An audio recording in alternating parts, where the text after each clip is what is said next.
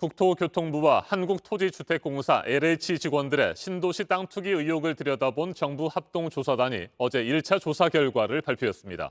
강제 조사권이 없어서 직원 본인의 실명 거래만을 확인하는 셀프 조사라는 지적을 처음부터 받았는데 역시 분명한 한계를 드러냈습니다. 14,000여 명을 조사해 투기 의심자 20명을 확인했습니다. 그것도 앞서 민변과 참여연대가 의혹을 제기한 13명을 빼면 겨우 7명을 새롭게 찾아내는 데 그쳤습니다. 청와대는 1급 비서관 이상 직원과 가족들 중에는 투기 의심자가 단 한 명도 없다고 밝혔습니다. 투기 의혹은 시간이 흐를수록 눈덩이처럼 불어나고 국민들의 분노는 커지고 있지만 정부의 대응은 여전히 부실하다는 지적이 나옵니다. 박민규 기자입니다.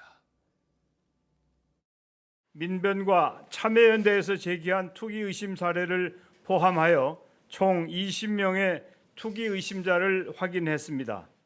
정부 합동조사단이 추가로 땅 투기 의혹을 확인한 건 LH 직원 7명이라는 발표입니다. 지역별로는 광명시 흥이 가장 많은 15명, 고양 창릉 2명, 남양주 왕숙과 하남 교산, 그리고 과천에서도 투기 의심 사례가 적발됐습니다. 이 중에는 직원 1명이 7, 8필지를 사들인 경우도 있었습니다.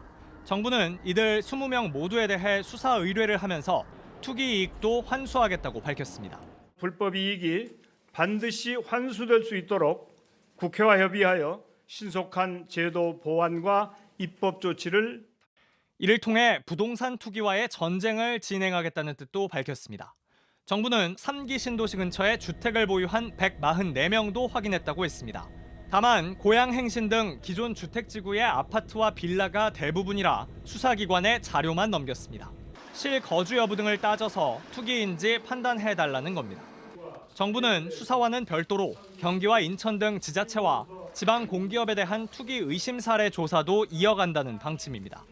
이런 가운데 청와대도 1급 비서관 이상 직원과 가족들을 대상으로 한 신도시 투기 의심 사례 조사 결과를 발표했습니다. 368명의 토지 거래 내역을 전수 조사한 결과 부동산 투기로 의심할 만한 거래는 아예 없는 것으로 청와대는 그 아래 행정관급 직원과 가족 3,700여 명에 대한 조사 결과도 빨리 발표하겠다고 밝혔습니다.